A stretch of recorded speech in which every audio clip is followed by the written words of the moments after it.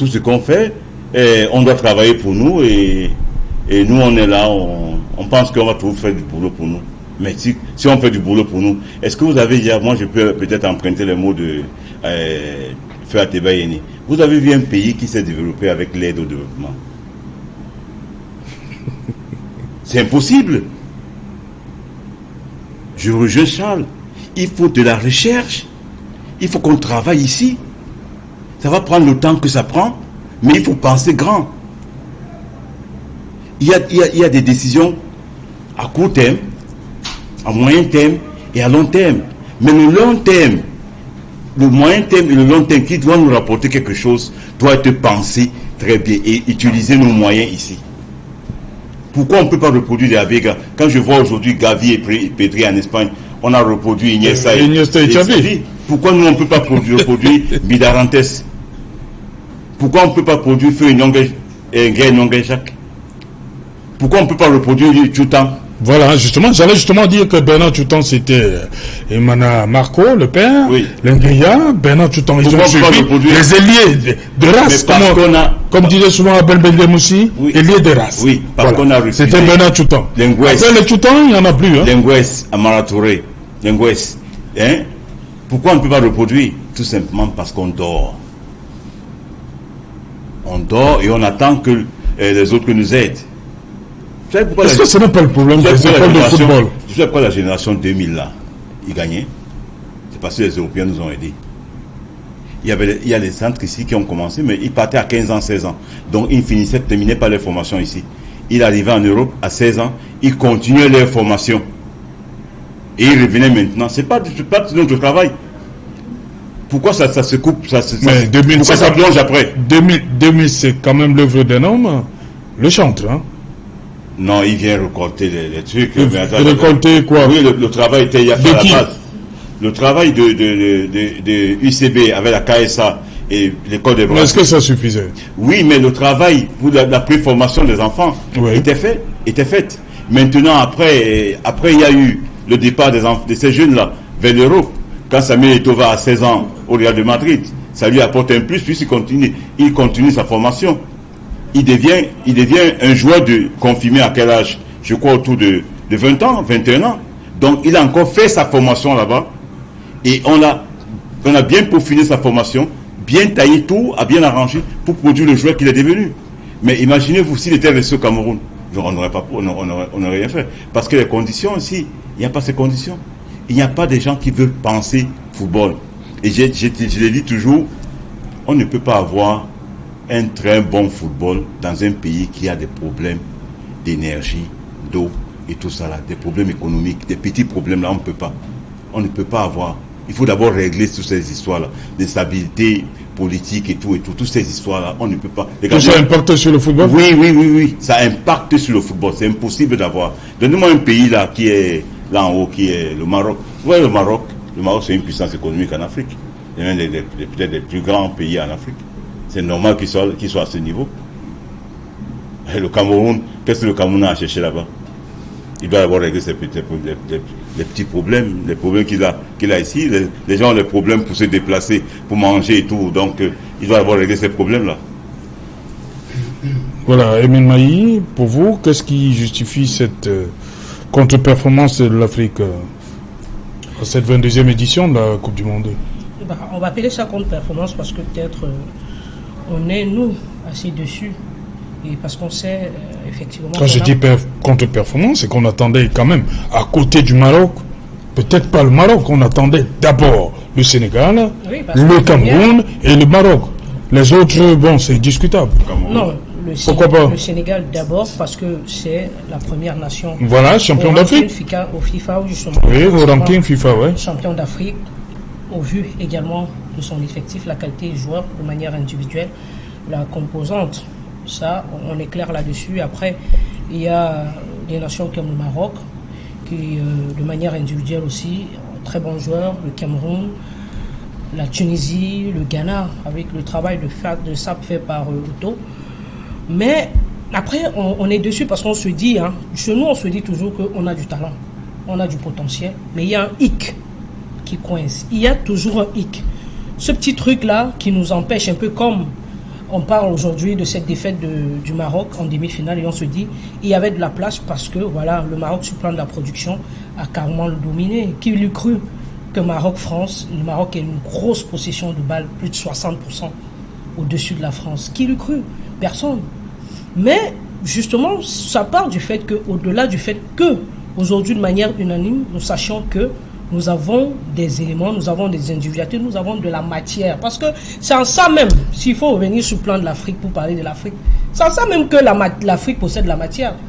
N'est-ce pas? Ils viennent ici puiser pour aller chez eux construire et développer. C'est ça, ils viennent ici puiser pour faire justement le grand club européen où on justement brasse de l'argent, où on vous met à un certain niveau. Et après, vous êtes obligé, des fois, de revenir jouer pour le pays que vous aurez choisi, parce qu'au-delà de ces problèmes de nationalité sportive et tout, il y a toujours justement la nationalité d'origine. Maintenant, les choix sont faits et selon le bon ressenti de chaque joueur, pouvoir jouer pour X, Y ou Z. Maintenant, le X c'est où? Le X c'est au niveau du travail. La structuration sur le plan local. C'est ça le problème. N'ayons pas peur de le dire. On va rentrer ici pour faire une sorte de globalisation, non.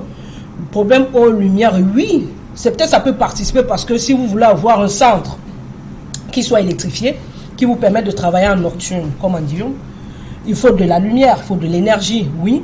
Mais après, si on sait que c'est un manquement qui est le nôtre, on peut essayer de ménager pour faire en sorte que les grosses heures, justement, de formation, d'entraînement soient contenues dans l'espace où on est encore en Dion. On ne travaille pas. Et cet éternel, je suis fier parce que nous revenons pour parler de ça ici aujourd'hui. Ça fait au moins 4 ans que je parle de cette tricherie-là. C'est-à-dire ceux qu'ils ont fini de former, ils viennent de chez nous. Ils viennent de chez nous. Ils viennent de chez nous. Mais ils sont venus justement avec leur coup d'œil, ce que nous tous nous voyons. Ils ont pris, ils sont allés là-bas. Ils ont fait justement, ils ont produit tous ces grands joueurs. Et à un moment donné, ils nous les renvoient. Mais avec quel ratio?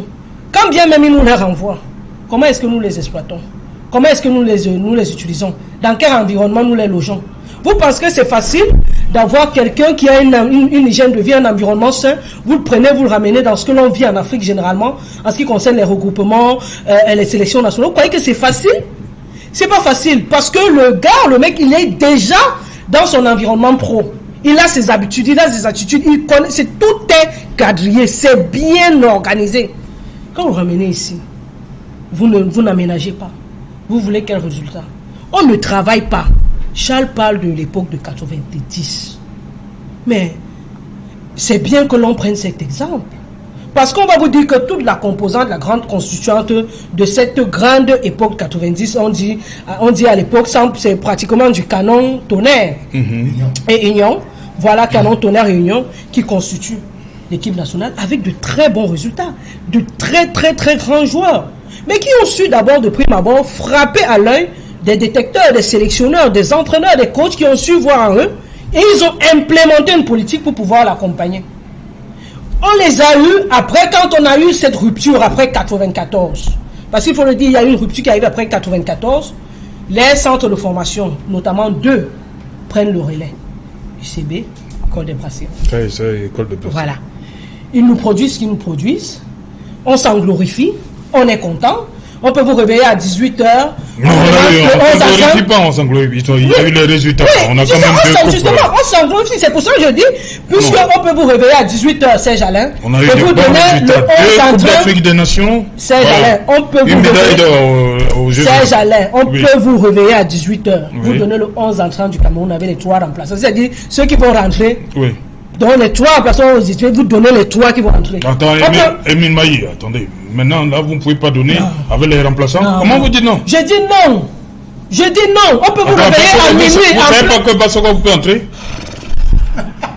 Vous ne connaissez pas l'équipe type du Cameroun? Vous ne savez pas qui doit entrer?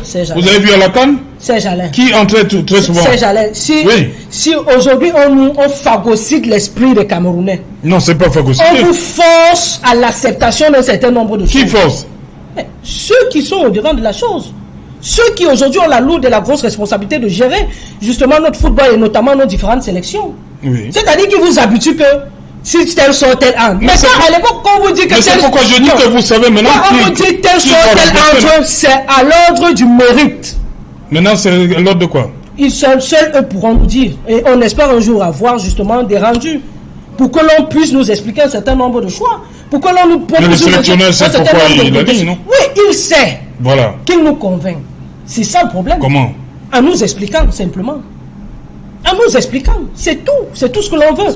Et que l'on essaye de peser, justement, le pour et le contre. Quand je vous dis que tout le monde sait, si vous vous faites un micro-trottoir là, vous dites que, parce qu'on rentre dans un match de football, vous pensez que les Camerounais peuvent accepter ça? Mais à un moment donné, ils sont résolus, c'est parce qu'ils se disent que, bon, on sait que c'est comme ça qu'ils font, on va faire comment? Mais normalement, c'est elle qui doit entrer. Pourquoi non? Mais c'est pas vous le sélectionneur. C'est pas nous. Alors, mais tout le monde voit. Vous voyez quoi? Tout le monde regarde les matchs de football à l'international. Tout le monde voit à un moment donné comment l'équipe nationale du Cameroun évolue. Et justement, quand je parlais de cette aide qui arrive avec, après 94, avec cette génération dorée qui a pratiquement tout gagné, celle qui nous a éblouis et qui continue de nous faire, qui continue de nous faire rêver. Mais là, alors après 2000, n'a pas tout gagné, 2000, le Coupe du Monde. Bon, à notre niveau, voilà. Non, vous négligez la médaille olympique. Même pas aller au second tour. Alors, non, vous négligez la médaille olympique. Ne négligez pas. Alors, comment vous... Ce sont les Jeux olympiques. Vous négligez la médaille olympique. La Coupe du Monde, ils sont pas allés au second tour. Vous négligez la médaille olympique, c'est spécifique? C'est pas la Coupe du Monde. Et c'est rien pour vous, la médaille olympique? Je n'ai pas dit que c'est rien, mais dit que c'est pas la Coupe du Monde. Ils ne sont pas allés au second. Je parle en français, j'ai dit on a pratiquement tout gagné. Ah oui, pratiquement, ok, merci. Donc si on ne gagne pas la Coupe du Monde, si on ne gagne pas la Coupe du Monde, nous non, mais quand même, ces gars, ils avaient le talent, mais ils étaient tellement désordonnés qu'ils n'ont pas pu gérer leurs émotions quand ils arrivaient en Coupe du Monde. C'est spécial. Vous avez dit, vous croyez qu'avec ce qui se passe là, on pouvait gagner? Vous avez parlé du cas du Maroc. Les Marocains aussi sont désordonnés, c'est pourquoi ils sont sortis? Non, il y a des limites. Voilà, Mais cette équipe de 2002, c'était minimum, avec le talent, tout ce qu'ils avaient, c'était minimum demi-finale de Coupe du Monde. Minimum demi-finale de Coupe du Monde. Ok. Mais oui. Oui, cette équipe justement, Bernard, vous avez joué, vous avez gagné la Coupe d'Afrique des Nations 2000. Et comme tout le monde sait, la génération dorée nous a donné ces deux CAN 2000-2002. Mais on attendait à Corée-Japon 2002, malheureusement, premier tour. La grande déception. Il y a une chose d'abord que je suis pas d'accord, parce que quand vous dites que on doit régler d'abord nos problèmes pour espérer gagner, je vais vous dire que je crois qu'on a gagné 5 Coupes d'Afrique des Nations avec des problèmes. Ouais. Ça, c'est pas possible. On a gagné une Coupe d'Afrique des Nations avec des problèmes dans ces pays. 5 Coupes d'Afrique des Nations avec des problèmes. De lumière, de tout ce qu'on connaît. Donc, je vous dis une chose. Monsieur Serpensi, vous avez tendance à dire des choses qui peuvent être vérifiées ou pas. Moi, j'ai dit des choses qui sont simples. Le Brésil, qui est aujourd'hui, qui a toujours été professeur de footballeur, a toujours eu des problèmes. Le Brésil a les fadéas partout, ils ont des problèmes de manger, les autres sont tous des bons joueurs. Pourquoi ils ont des bons? Parce qu'ils avaient faim. Pourquoi ma génération était génération dorée, comme vous appelez? Mais vous vous trompez en disant que c'était les brasseries. La génération dorée, je vous dis bien, c'est Manga Ongeni. Ma génération 95 en Coupe d'Afrique des Nations, on valide Maurice oui. Partout, il faut Bernard, Robert, son feu. Coupe du Monde junior, c'est Manga Ongeni qui forme cette équipe qui arrive jusqu'en 2001-2002. C'est Manga Ongeni. J'étais junior avec les Gobert, son feu. Regardez tout le monde, tous ceux qui ont joué en 2000, 20% à 30% étaient tous les Manga formés. Donc on avait à l'époque des gens qui pouvaient donner un sens au football. Mais parce que d'abord, nous, on était les enfants du monde au football. On faisait on jouait le football de la rue. On avait des éducateurs qui étaient des passionnés. Aujourd'hui, ce qu'on doit faire, on doit mettre l'accent. Ce que vous dites n'est pas tout à jeter, c'est vrai.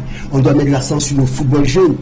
Et je pense qu'on ne peut pas demander à une équipe qui a depuis 1 an de faire ce que les gens n'ont pas fait depuis 30 ans. Nous ne nous faisons pas la face. J'ai tendance à penser que dans ce Cameroun, c'est ce qu'on nous fait croire depuis un moment. C'est pour ça que je n'arrive pas à comprendre qu'on demande à une équipe qui a depuis 1 an de faire ce que les gens n'ont pas fait pendant 15-20 ans. C'est impossible. Bernard Tutan, le problème des Camerounais ce soir, nous avons la chance de vous avoir. Vous avez suivi Amine tout à l'heure. On a vu une équipe du Cameroun face au Brésil. Cette équipe sortait d'où? Dites-nous sincèrement. Je veux que les Camerounais comprennent. Ces joueurs-là sortaient d'où? Je veux que les Camerounais comprennent une chose. Oui. J'ai la chance d'avoir un sélectionneur que je connais très bien depuis 30 ans, Rigobert Song. c'est un ami, c'est un frère. Quand on va dans une Coupe du Monde, surtout que cette Coupe du Monde, elle n'est pas préparée, n'oublions pas. Cette Coupe du Monde n'est pas comme les autres. Tu n'as pas un mois, un demi de stage comme Nipponiachi a eu en 90. Oui. Parce que 2 mois de stage, tu n'as pas. Donc il y a un problème de préparation. Donc, il y a un problème de préparation. Quand tu vas en Coupe du Monde comme celle-là, tu parles des hommes sûrs. Avec les hommes sûrs, c'est que tu as avec qui tu as établi là. C'est avec qui tu as eu quelques matchs avant quand tu prends l'équipe. C'est ces joueurs d'abord que tu mets en avant parce que au moins eux tu connais. Et maintenant tu renforces avec la jeunesse. Le petit Bossé qui arrive. Le petit Roux qui arrive. C'est Rigobert qui va et dit celui-là c'est mon futur. Mais quand tu vas en Coupe du Monde, tu commences à les gens suivre d'abord parce que tu sais que les jeunes, c'est une Coupe du Monde quand même. Tu commences pas d'entrer à lancer les jeunes. Moi je dis Koulo, c'est sûr. Je dis et je répète que aucun joueur de la sélection du Cameroun n'a été sélectionné par quelqu'un d'autre que Rigobert. Oui, mais je dis Koulo, c'est sûr. Koulo, c'est sûr et certain. Ah bon? Je vous dis et je vous donne l'idée pourquoi Koulo. Parce que beaucoup de gens ne savent pas. Koulo, c'est un leader des vestiaires d'abord. Et vous savez que dans cette équipe, il y a toujours des problèmes de vestiaires. Donc quand tu fais revenir... Bernard, quand on est leader de vestiaire, est-ce qu'on est appelé automatiquement à jouer, à être titulaire? Non. Voilà. Et là, je peux vous dire une chose. Moi, j'étais surpris qu'il joue. Okay. Je ne me cache pas. Parce que moi, je pensais que quelqu'un d'autre allait jouer. Mais si le sélectionneur qui vit avec les joueurs décide qu'un Koulo, qui est un leader de vestiaire, qui est un joueur qui a vécu dans les Coupes du Monde, qui peut apporter quelque chose aux jeunes, certainement il vit avec ces jeunes. Moi, je suis de ceux qui pensent que... Et c'est dommage au Cameroun que nous, on pense toujours que celui qui est là est mieux que des autres. Ouais. Il n'est pas forcément à sa place. Ou alors, un entraîneur peut se tromper. Rigobert, on peut se tromper. Ouais, c'est un humain. Il peut aller dans un match contre la Suisse. Si on marque 2-3 buts en premier temps contre la Suisse, on parle de la même chose? Non. Du tout. On a eu 3-4 occasions en premier temps. Si on marque, on n'a pas la même chose. Et moi, je lui ai dit, l'erreur que tu fais sortir, tu prends en deuxième mi-temps. Tu dois le garder. Mais il a ses vérités que lui seul y vit. Donc, ne nous arrêtons pas sur le détail. Si on marque contre la Suisse, on parle de la même chose. Contre la Serbie, j'ai cru entendre par quelqu'un qui est dans une chaîne de télévision que le match contre la Suisse, le match contre la Serbie, c'était pas Rigobert qui avait fait l'équipe, c'était Samuel Eto'o. Mais qu'est-ce qu'on raconte? Rigobert, vous connaissez très bien qui est ce monsieur Rigobert. C'est pas quelqu'un à qui on peut dicter les choses facilement. Peut-être les gens ne connaissent pas. La preuve, si on lui dictait les choses, l'affaire on n'en sortait pas. Si on dictait à Rigobert sur les choses, on en a resté dans ce groupe. Donc on ne peut pas dire tout et son contraire. Moi je suis persuadé que parlons, je dis toujours aux gens, parlons technico-tactique. Ou bien les hommes. Le problème quand on parle des hommes, on ne parle pas de la tête tactique. Tous ces coups du monde, tous les plateaux que j'ai regardés, Eto'o sont. Jamais l'aspect tactique. Ce qui nous a manqué dans cette Coupe du Monde, je vous le dis et je vous le répète, c'est le collectif qui nous a manqué. Si contre la Suisse on fait une passe, si Mbombo fait la passe à Tchoupo, il marque. Si tu peux faire la passe à Togo, il marque. On n'est pas la même chose. Il nous a manqué un peu l'esprit collectif le premier match contre la Suisse.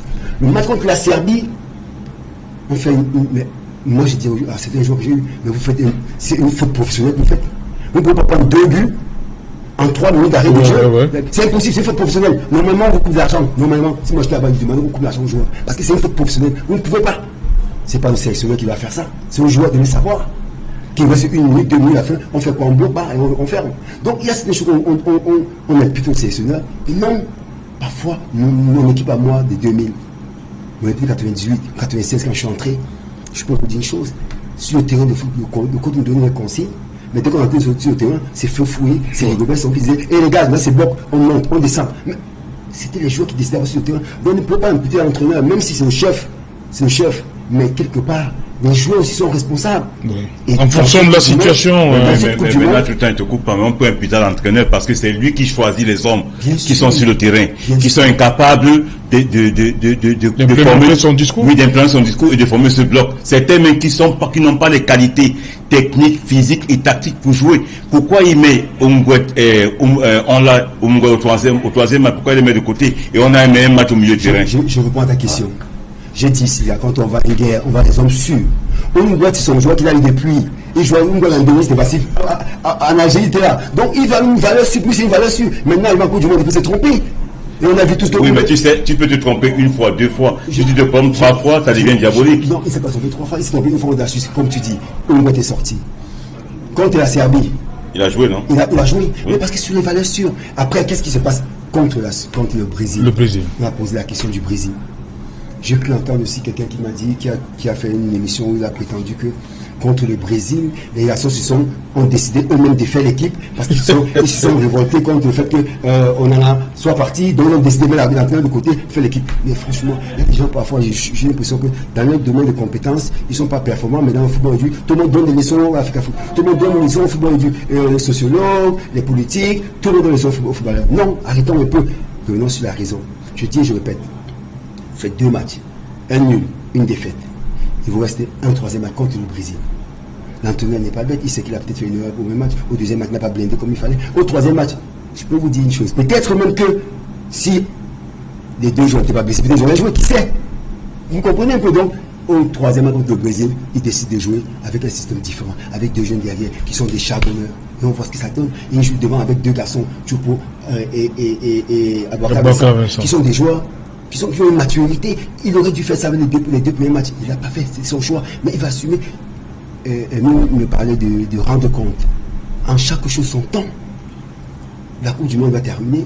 Et je suis persuadé qu'ils vont faire une table ronde. Ils vont expliquer A plus B tout ce qui s'est passé. Ça dure, hein, les autres là, on là-bas partout, dans le monde entier, on a dit, mais le président de la fédération n'est pas là, Mais attendez, est-ce que... Le sélectionneur prend son temps pour expliquer aux Camerounais qui sont actuellement... Il y a la visioconférence aujourd'hui. Les Camerounais sont actuellement devant la télévision pour regarder une Coupe du Monde qui va se terminer bientôt. Soyons patients, ils vont nous expliquer. Ils n'ont pas le choix, ils n'ont pas autre choix que de dire aux Camerounais ce qui s'est passé en Coupe du Monde. Ils doivent ça aux Camerounais et ils vont le faire. Et s'ils ne font pas, on serait prêt à dire non, vous devez le faire. Vous devez nous rendre compte. Vous devez parler de l'affaire Onana. Qu'est-ce qui s'est passé exactement? On a parlé de l'affaire Onana, lui. Le boss n'a pas parlé de l'affaire Onana. Quel boss? Qui dit encore quoi? Quel boss? Hugo Besson n'a pas parlé de l'affaire Onana. La vidéo, il parle de la vidéo? Si, justement, j'ai profité de cette occasion parce que j'ai suivi justement sur ce plateau où tu me permets de tutoyer, où tu laisses entendre que Hugo Besson aurait laissé fuiter cette vidéo. Ainsi, de grâce, parfois, quand on dit les choses, posez-vous la question de savoir ce qu'on dit, quel impact ça parle. Hugo Besson est dans son bureau chez lui au Cameroun, dans son bureau. Il reçoit son grand frère, qui vient avec son fils à lui, qui joue au football. Dans la cause, il y a son fils qui parle à son fils de football, qui dit à son fils, en matière de discipline, fais attention, il tombe sur le cas Onana. Donc il explique au fils de son grand frère que quand tu joues au football, il faut respecter ton sélectionneur, il faut respecter ton entraîneur. C'est comme ça qu'il tombe sur le cas Onana. Il explique. Derrière, il y a 3 jeunes qui sont les enfants de son fils, le fils de son frère qui sont là derrière, assis, et qui filment. Dans le bureau. Mais c'est lui. Non, je demande dans le bureau. C'est pas son domicile, c'est pas dans son bureau, c'est dans son domicile. Le bureau, c'est un bureau ouvert alors. Je vous dis une répète que Rigobert serait assis avec son grand frère et son fils. Assis derrière 3 petits garçons qui sont venus à l'office de son frère. Oui, ils sont assis derrière. De Rigo. Est-ce qu'il peut imaginer ce seconde que les enfants vont filmer? Il ne peut pas imaginer. Et qu'est-ce que Rigobert s'en dit? Ce que Rigobert s'en dit, je vous dis ici, 10 000, 20 000, c'est exactement ce qui s'est passé. J'ai tout entendu dans les plateaux de télévision. J'ai entendu comme quoi notre petit frère, Nana, aurait contesté les choix du sélectionneur. C'est pour ça qu'il est parti. Vous êtes sérieux? Non, mais d'abord, une des choses d'abord. C'est vous qui avez. C'est votre journaliste retraité qui donne la version du Qatar. Il n'y a pas de journaliste retraité, c'est un journaliste, qu'il soit retraité ou pas. Et d'abord, il donne une version peut-être qui est erronée, peut-être parce qu'il ne sait pas. Moi, je vous dis une version qui est claire, qui est simple. Rigobert aura l'occasion de se justifier, d'expliquer aux Camerounais. Mais je peux vous dire, ce que je vous dis, c'est ce qui s'est passé. Beaucoup de gens confondent les choses. Quand vous dites que vous savez ce qui s'est passé, je parle, oui, mais si je me trompe, je parle au nom d'un ami qui est un sélectionneur, qui est mon ami, et qui lui dit, voilà ce qui s'est passé, c'est ça. Ce que j'ai dit, c'est ce qu'il va dire dans quelques jours. Je me permets de dire, alors je ne veux pas le faire, mais je me permets. Parce que j'ai tout entendu. Et quand vous avez dit que cette vidéo a affûté, je vous dis non, c'est pas vrai. Robert, on n'a pas été affûté. Qu'est-ce qu'il gagne? Qu'est-ce qu'il gagne? Pourquoi on a la note de petit frère? Je vous dis pas ce qui s'est passé. Parce qu'il sait ce qui s'est passé. Il n'y a pas deux choses. Une séance d'entraînement le matin, c'est ce qui s'est passé. Au séance d'entraînement au matin, le 27, on joue le 28, c'était le 27 au matin. On fait un positionnement.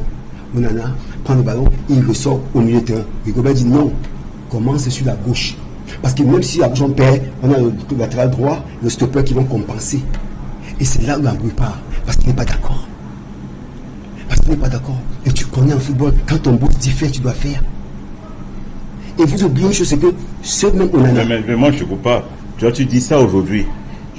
Est-ce que tu avais repris le président de la FECAFOOT, quand il avait dit dans une chaîne de télévision que Guardiola lui l'avait appelé pour lui dire que écoute, tu dois faire comme ça, tu dois courir par là, tu dois courir, et il t'attend s'il te plaît. Et il a dit, mais Guardiola c'est qui pour m'apprendre les déplacements de l'avant. Il vient de dire que avec les fouets, quand l'entraîneur avait fini de parler, sur le terrain, c'est les fouets qui les positionnaient. Bien sûr. Est-ce que, excuse-moi, est-ce que le fait que Samuel est au président de la FECAFOOT le dit sur le plateau de télévision, tu crois qu'il a vraiment dit ça à Pep Guardiola sur le terrain?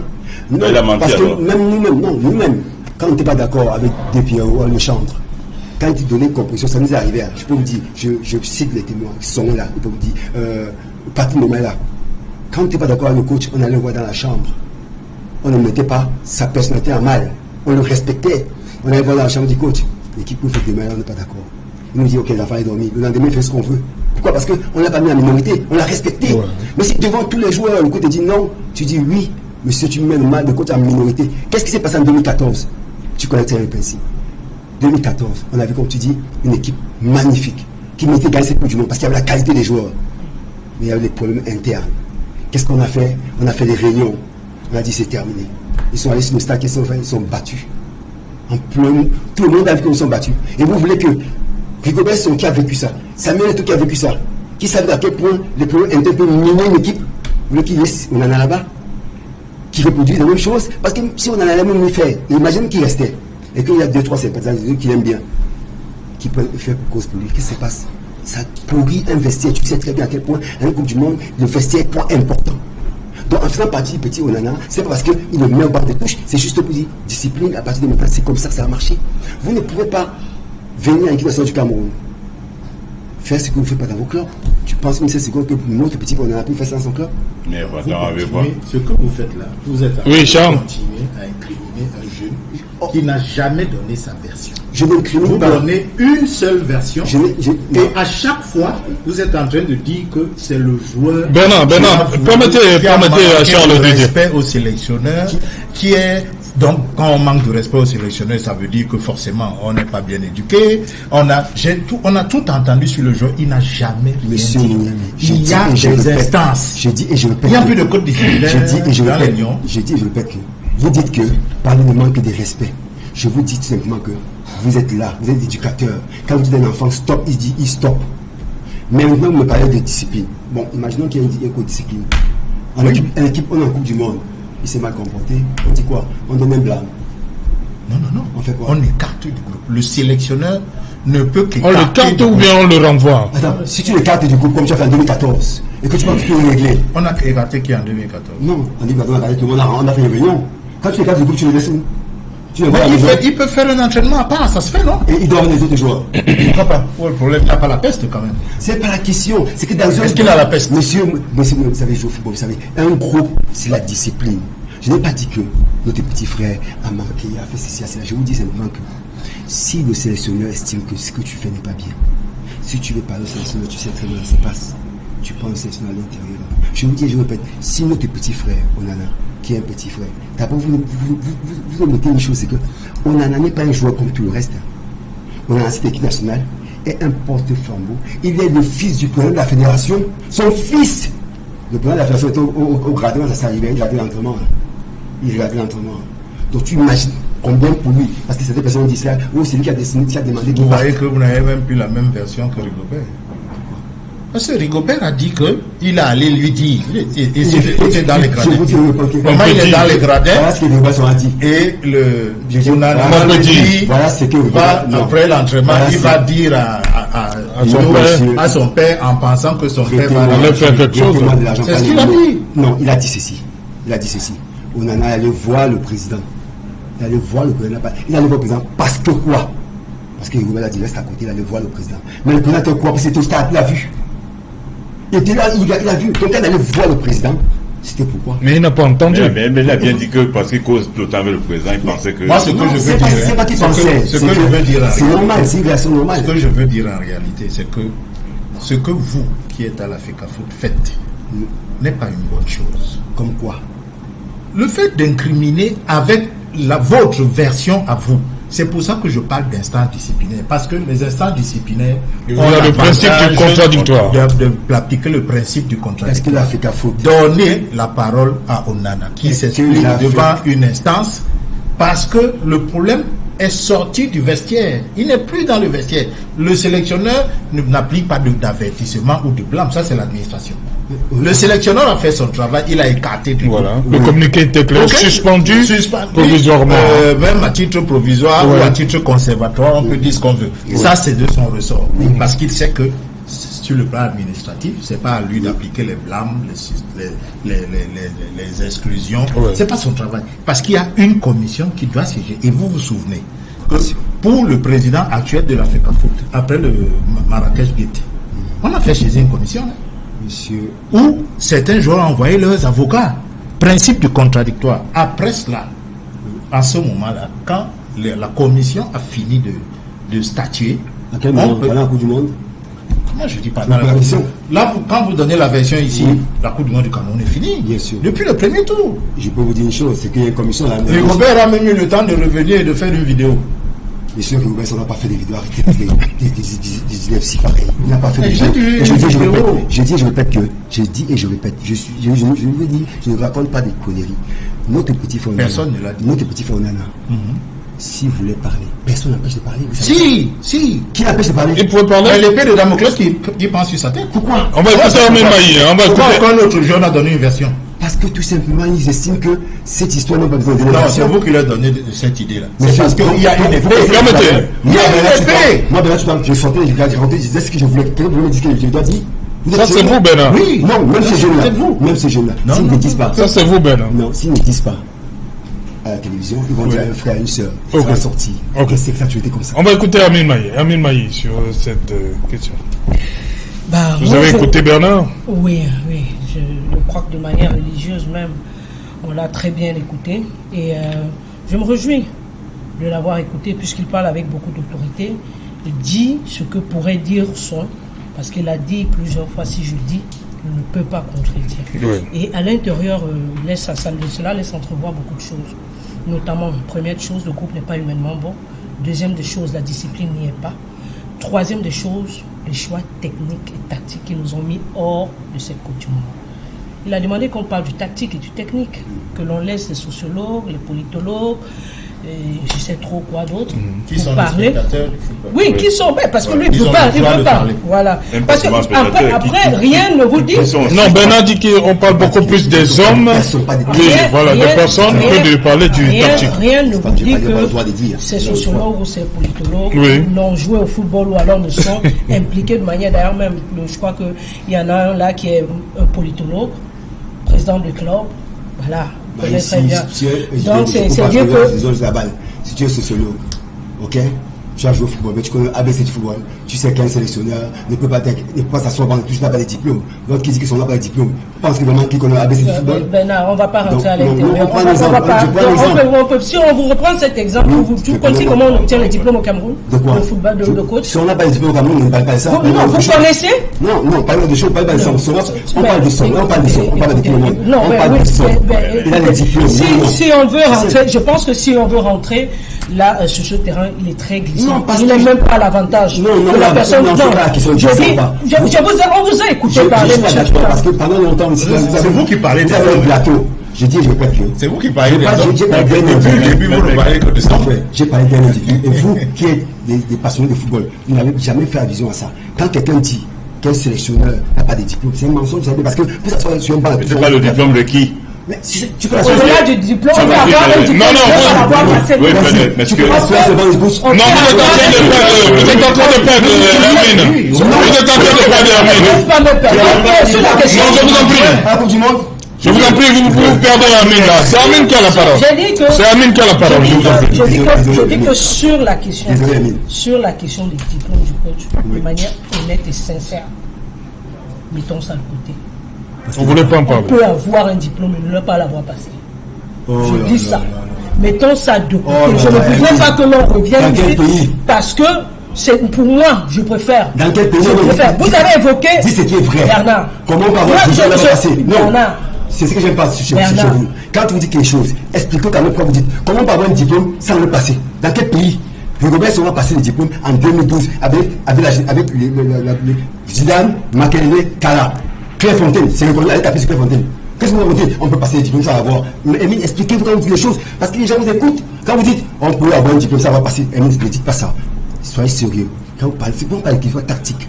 Vous ne pouvez pas dire une chose pareille, parce que là, vous pensez que, sur un diplôme, mais là, va passer. Non, il faut être précis. Précis. Je vous ai donné une date exacte. 2012, 2013. Oui, mais quel diplôme Zidane.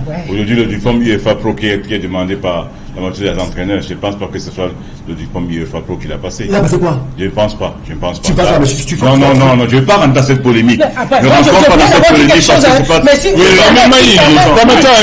C'est pour cela que j'ai dit la question des diplômes ou du diplôme. Non, c'est même pas ça le débat. C'est pas ça mon débat. C'est pour cela que j'ai voulu... Mais si Bernard insiste pour qu'on fasse ce débat, on le fera avec son 2012-2013. Oui, on le fera. Mais moi, je voulais rentrer d'abord, pour commencer, sur le plan technico-tactique. Parce qu'avec tout ce qu'il a évoqué, voilà, pour dire que il a, justement, dans son déroulé, exposé un certain nombre de choses qui, de manière claire et logique, simple, ont exposé, justement, l'encadrement technique. Parce qu'aujourd'hui, c'est vrai que c'est le manager sélectionneur, celui qui est en mise en lumière, mais il travaille avec tout un groupe à un certain nombre de manquements qui ont été observés par tous les Camerounais. On rentre à Blida. On vous dit que la Coupe du Monde, c'était pas comme à l'époque avec Niponiachi. Emile, vous permettez? Je suis responsable de l'antenne. C'est promis. On va continuer ce débat après. Voilà. Parce qu'on m'annonce dans un instant, le 20h, avec Julien Berthe-Bissaï, ces mesures prises pour combattre le phénomène des microbes à Douala. Ne manquez pas le rendez-vous. C'est sous la plume de Uri Ngonomala, tout à l'heure dans le 20h de Julien Berthe-Bissaï, ne manquez pas. Et surtout, un autre